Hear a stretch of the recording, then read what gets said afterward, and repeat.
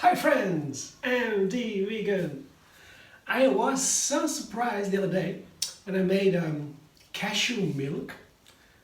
A simple cashew milk is cashews, dates, and cinnamon. It was a little bit, yeah, and water and ice cubes. I drank it. I said, okay, I'll make a next recipe after that.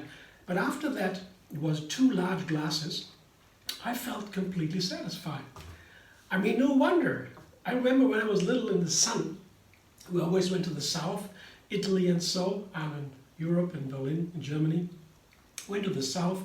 It was so hot, and I always loved it as a kid. And I didn't need to eat anything. I just felt the more hot it was, the better I felt. My friends, my family always said, so hot, I can't do it. I was just vivid. Heat makes me really happy. I mean, of course, this is a little bit tough now with the heat, drafts and so, that it was different then.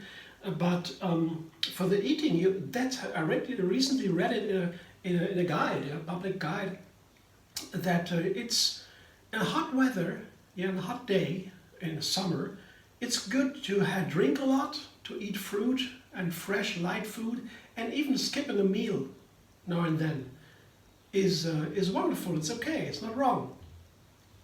And yeah, cashew milk, for example, was a good thing.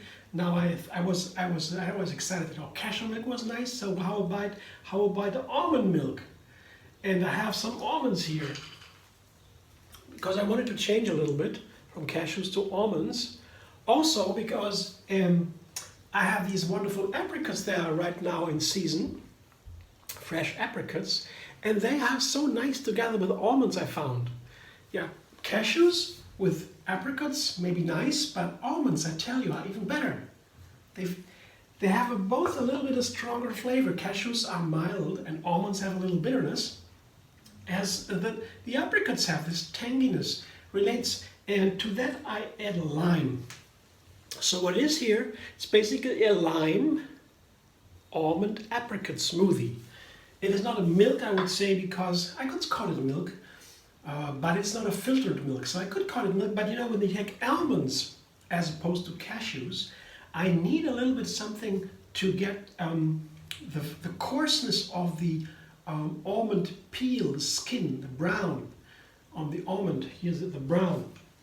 When you blend it up in water, it gets coarse. Yeah, that's why you got to filter it. The cashew milk you don't need to filter. The white cashews, they are just creamy.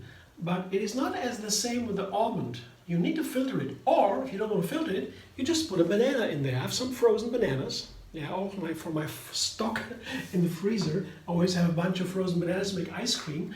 But also you can take it when you have a banana smoothie. I put frozen bananas in. Then you don't need to cool it down. It is already cooling, like an ice cube, adding an ice cube. So that's, and I have dates. Yeah, that is important. I need a lot of dates here. Also because to balance a little bit the lime, and I'm not sure if 1 lime will be enough. Because what I basically do is I blend these ingredients together with water.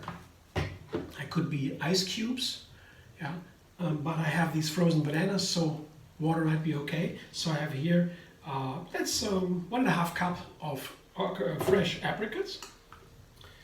Then I have a small handful, not even a half cup, 1/3 cup of almonds, just for the flavor and a little bit creaminess. But the creaminess, as I said, has to be a little bit supported by the banana. Somehow the banana, it's not even a cup, it's less than a cup banana, so 1 banana, 1.5 banana or so. Yeah. So that creaminess, yeah, you need for the almond. With the cashews, I wouldn't need bananas here, but the almonds make it necessary to use something like that. And banana is a nice way to make it creamy because of the fiber of the banana. It makes nice creaminess and lets you forget about the coarse almonds. And if you take too many almonds, the more almonds you take, the more bananas you need to make that creaminess. So I'm not sure if I have 1 lime is enough. So I put 1 lime in without the peel. I will blend it with water, as I said, and maybe 8 or 9, I'll show you again, dates, small dates. You know, take 10 dates or whatever. small dates or whatever it might be, up to you. And I want to see if it's enough, if I have enough, whoops, there's a, oops, something in the water. If I have enough lime here, because you need a little bit sour to balance the dates, and that the dates together with the lime lifts or highlights the apricot flavor. Yeah, and I don't know if I have enough lime, but let's see. With the water always dilutes the flavors. That's why I need a lot of dates here also, and lime and so to make it more tasty. Let's see. I begin with a cup of water. Let's see what I need.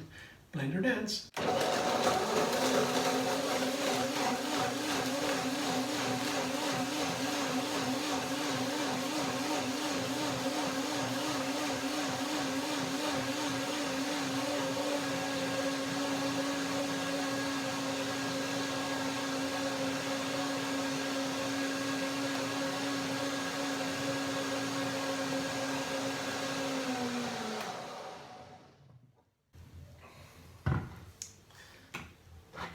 It's a little bit thick, and I already know that. Blending dates with almonds and apricots, it gets a little bit thick and a little bit gel-like, a little bit.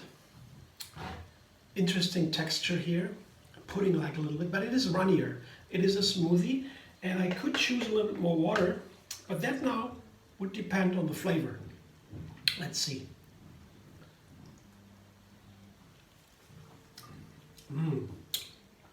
Wonderful flavor. Yes, I need a little bit more of water, and then there's a wonderful apricot flavor here. Really wonderful. Not too much water. Should be refreshing and light. Not a thick, creamy smoothie. Something light, more like a beverage.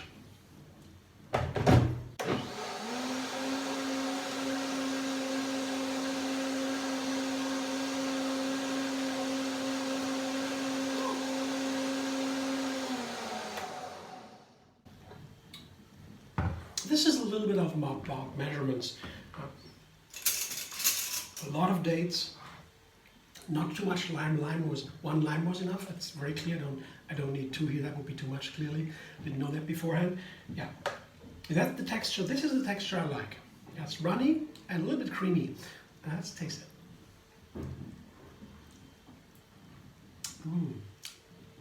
Yeah, it's refreshing. Has a nice tanginess. A little bit sour, yeah. You adjust with the dates you like, you know. I like it like that. So nice, so refreshing.